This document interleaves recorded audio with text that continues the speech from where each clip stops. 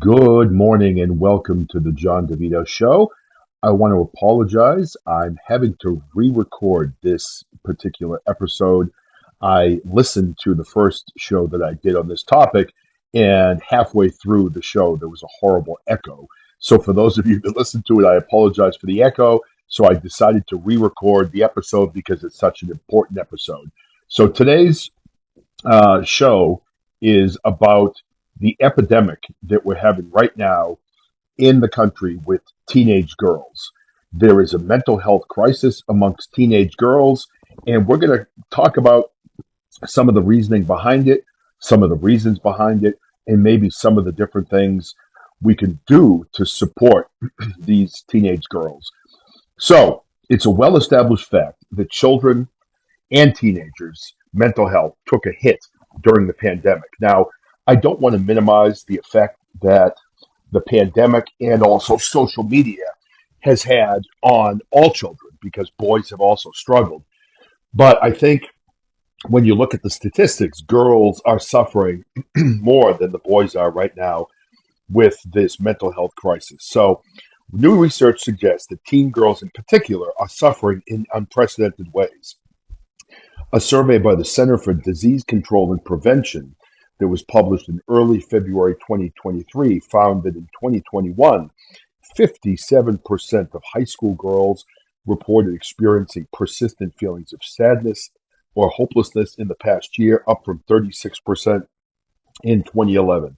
That is nearly twice as high as the 29% of males who reported having feelings that are similar in 2021. What's worse is that 30% of the girls surveyed reported seriously considering suicide, and 13% attempted suicide one or more times in 2021.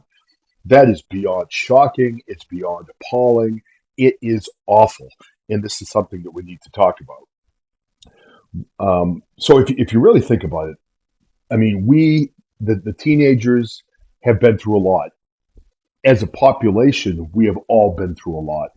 We went through the pandemic. We are dealing with a polarizing political atmosphere that I think affects everybody. We are a divided nation more than we've ever been in this country before. And all of this has to trickle down to the teenagers and the children in society.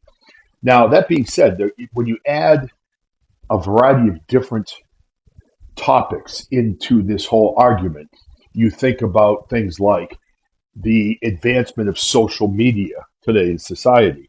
That has to be something that plays a large part into this issue. Now, if you look at social media, now I've thought about this a lot, because we blame the pandemic, and I believe that that is obviously an issue. People were locked in their homes for 2 years. A lot of teenagers were cut off from their friends, and a lot of teenagers, when they're in that period of time from maybe like 12 years old to 17 years old, these teenagers are social animals. They want to be out with their friends. They want to be exploring friendships. They're interested in dating. There are so many things that happen during those years. And during the pandemic, not only were the students not in school, many were prevented from playing sports. Many were prevented from socializing at all with their friends, even outside of school, because of the pandemic, or as I like to call it, the plandemic. You all know how I feel about the COVID-19 plandemic. So, that being said, when you look at the plandemic, obviously that plays, in my opinion, a large part into the increased anxiety, the increased thoughts of suicide, and the increase in attempted suicides. Now, when you look also at social media, I think social media plays a very large part in this issue that we have with all teenagers, but especially teenage girls. Now, if any of you have spent any time on social media, now I am in my mid 50s. Of course, Facebook is something that old people like me get on. But since I have four kids now that range from 21 years old down to 14 years old, I have to peruse social media because I follow their accounts. I'm just making sure that they're behaving appropriately on social media. So I have been on the platforms like TikTok, which I despise. I have been on Instagram. I have been on Snapchat, which I despise even more. And the thing of it is, on these social media platforms, if you look at boys, in general, boys are doing stupid things. You know, the bottle flip, you go back to that. You go back to some of the dangerous stunts that they try to gain attention and followers on social media.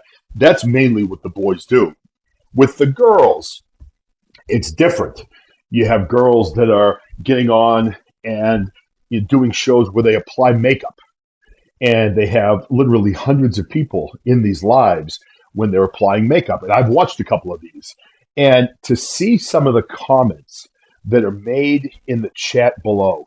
I mean, if a girl isn't perfection, which no girl is perfection, no boy is perfection, and nobody is perfection, then you have these trolls coming in that are making just downright mean comments to these girls, attacking their self esteem, attacking the way they look. If they're not little stick models, they get attacked for that. You've got older perverts that are coming in and making inappropriate comments to younger girls. It's really disgusting. And if parents are not watching what your children are doing on social media, you really have no idea. Then, if you look at some of the young girls that are making millions, Livy Dunn, if you aren't familiar with her, Google her. Olivia Dunn. I didn't know who she was until my sons told me. I looked her up. She's a beautiful young woman. She's a college gymnast at LSU. She makes all these, videos. She's got a cute little smile and she flirts with the camera. Generally, most of her TikTok videos and Instagram posts and all these different things are videos of her, dancing around in her gymnastics leotard in a bathing suit and, being flirtatious and somewhat sexual. But when you look at someone like her, she's making $3 million a year. So then you have all these young girls that are looking at her as a role model. And again, are all girls as beautiful as Livy Dunn? Probably not. She's a beautiful young woman. But you get all these girls that are now feeling the pressure to display themselves on social media. And you have others that want to do what they need to do in order to make some money, like Livy Dunn's doing. So, what you've seen, in my opinion, is society forcing young girls to parade around half naked out on the internet for everyone to look at. And is this what we wanted when we started thinking about like female empowerment, when we talked about independence for women? Now, don't get me wrong, I'm not some old middle-aged man that doesn't get it. But in my opinion, if a 22-year-old girl or a 25-year-old girl wants to go out, wants to pose in her, yoga pants and her bathing suit and her gymnastics leotard, and she can make money, good for her. If that's the path you want to take, and if you're like Livy Dunn, you can make $3 million a year, it's kind of hard to turn your nose up at that, and I get that. But for the girls that are 15 years old, who shouldn't even be on any form of social media legally when the age is supposed to be 18 and above, and you've got them behaving in these provocative ways, number one, it's hurting those girls that are doing it. But then you have all the other girls that are looking at these videos, that are watching these young social media influencers, as they call them, and they are feeling bad if they don't look as perfect as these girls, if they're not in their mind as beautiful as these girls, if they don't feel like they have as many friends as these girls, if they don't have as many followers as these girls, then they are taking hits to their self-esteem. They're becoming depressed. They are feeling like they don't matter as much as some of these other girls. And I believe that social media is a huge problem when it comes to these young women who are struggling with who they are. I mean, again, being a teenager is hard enough as it is. And one of the things I talked about when I did this podcast for the first time is that when you think about when I grew up, again, back in the dark ages, I get it. So if you're young, what the hell do I know? I'm an old man. I get it. But back when I was a kid, now if you think about it from this angle, now if I went to school and I was in the lunchroom and I went and picked up my hot lunch, my cafeteria tray, and I turned around and started walking back to my table, And all of a sudden, either I tripped, or as the kids used to do when I was young, they'd stick a foot out, you trip and you fall down. Your lunch tray went all over the floor. Boom, your drink is everywhere. You're down. And then everybody in the cafeteria laughs at you for a brief minute. And hopefully you can take it. You get up, you laugh it off, or in some cases, kids are horrified and they struggle. Now, back in the 70s and 80s, if something like this happened, you would then pick up your tray, probably get a new lunch, you'd sit down, whatever. You'd go home at the end of the day, it's over. Maybe the next day, a few people will be talking about, remember when you fell down, you dropped everything?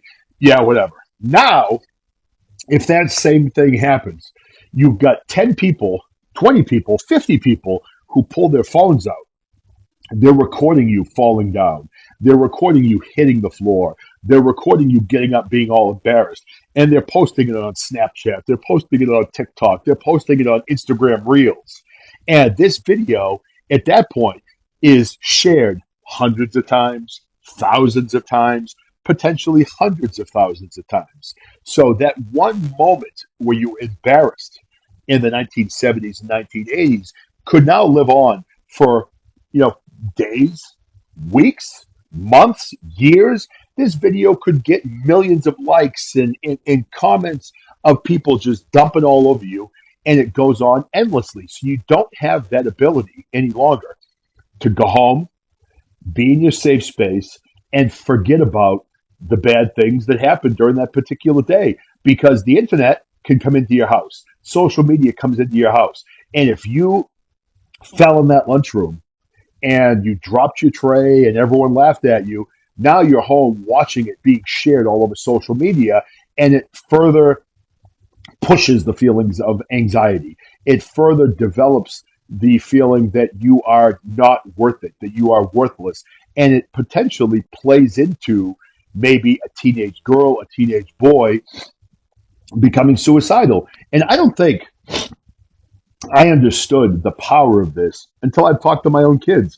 Like literally, my kids, and I think a lot of kids, live in fear that they are going to do something that is captured on camera that is going to be shared to everybody. And if you get into a fight in school, it's going to be videotaped and shared. So imagine if you get into a fight in school, and it's not great whether you win or lose a fight. A fighting is a bad thing in general. But suppose you get into a fight and you end up losing the fight. And back in the day, you'd lose the fight. You might take some heat in school, but you'd go home, you talk to your parents, it's over.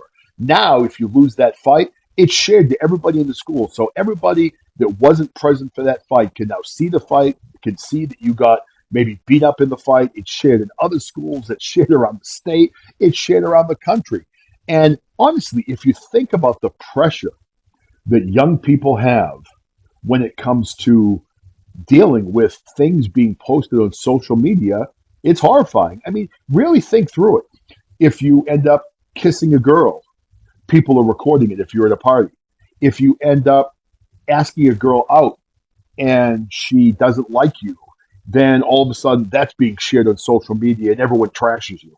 So honestly, if you think about the pressure that young people have, it goes deeper than just the COVID-19 pandemic, where the communist traitors locked us in our house for 2 years and it was unwarranted.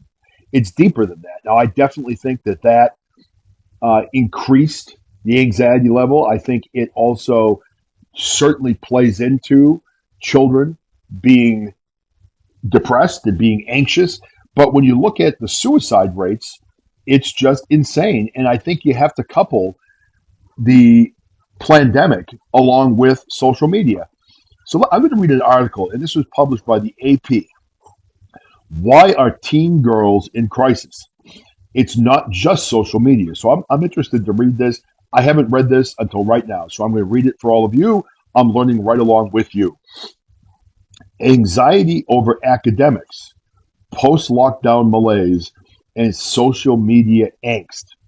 Study after study says American youth are in crisis, facing unprecedented mental health challenges that are burdening teen girls in particular.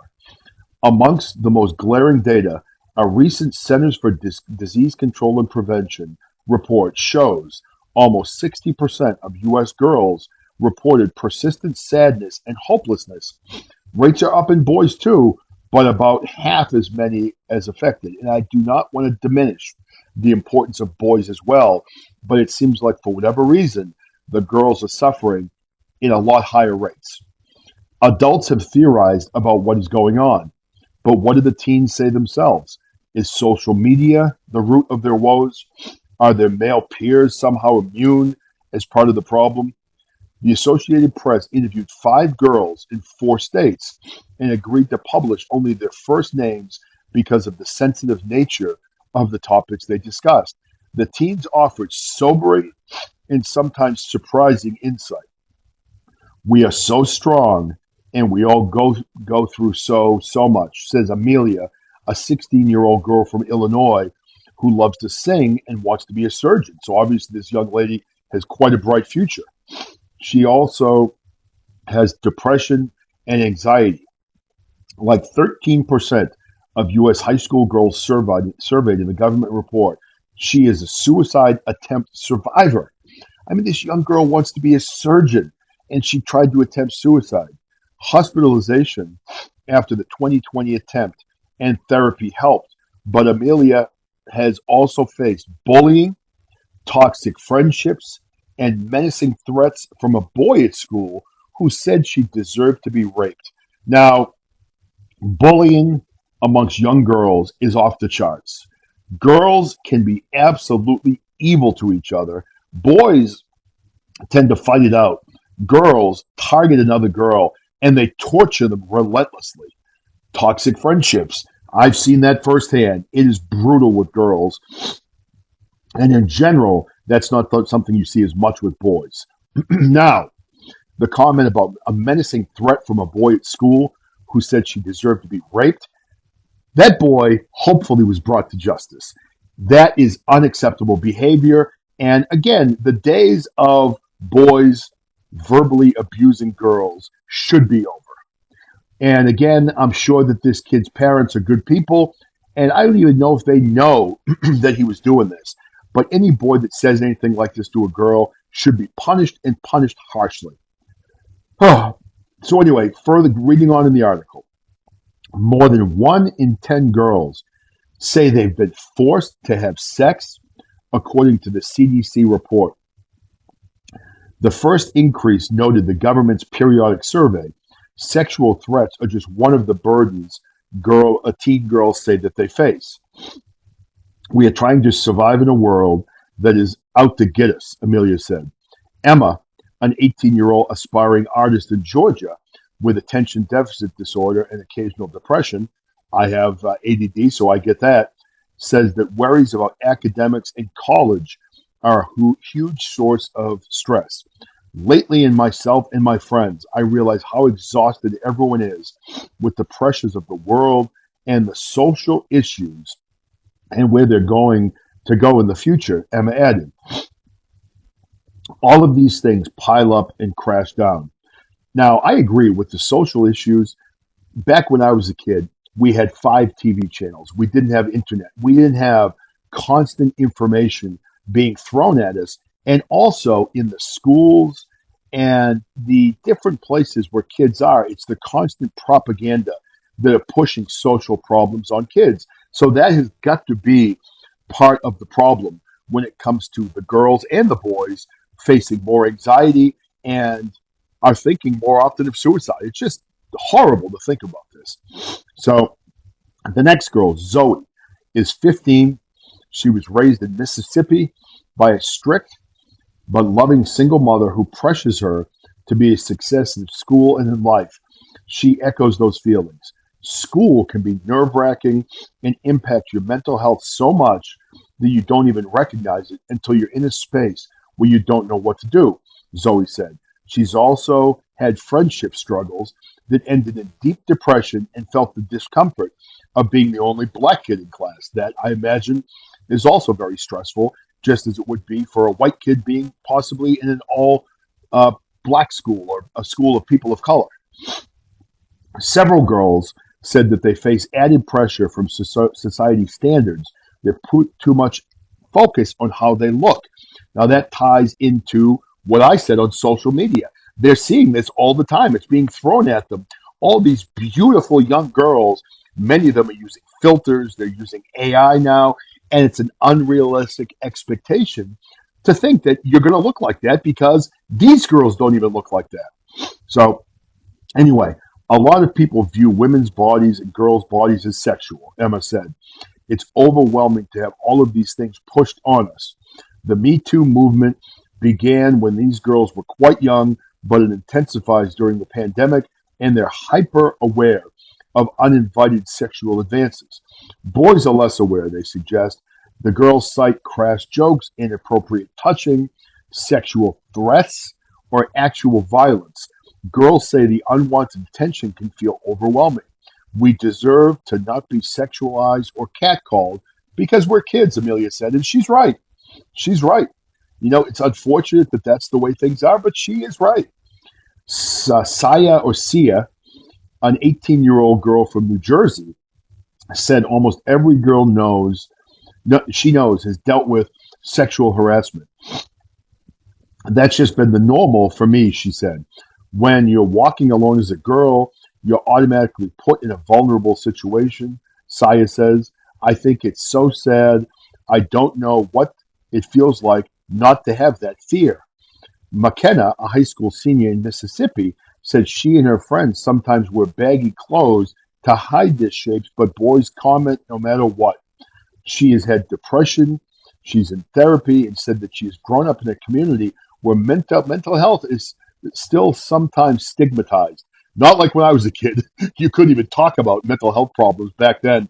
Your parents would tell you just to rub some dirt on it. But there is unfortunately still a stigma around mental health. So reading further, often in the black community, we are encouraged to express emotion because of what previous generations endured, said Makina, who works with a teen health advocacy group.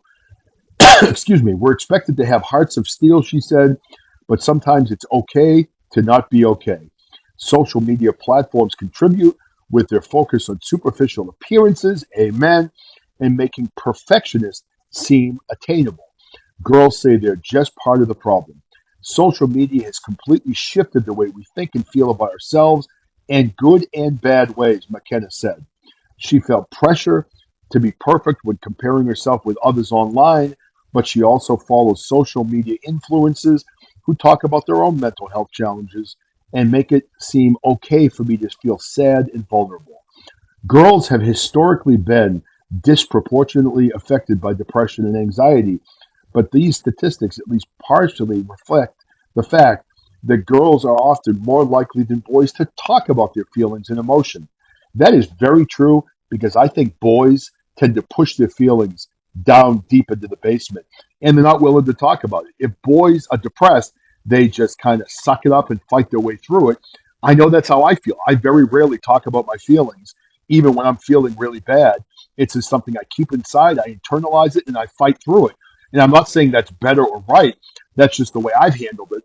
And it seems like a lot of boys actually do that same thing.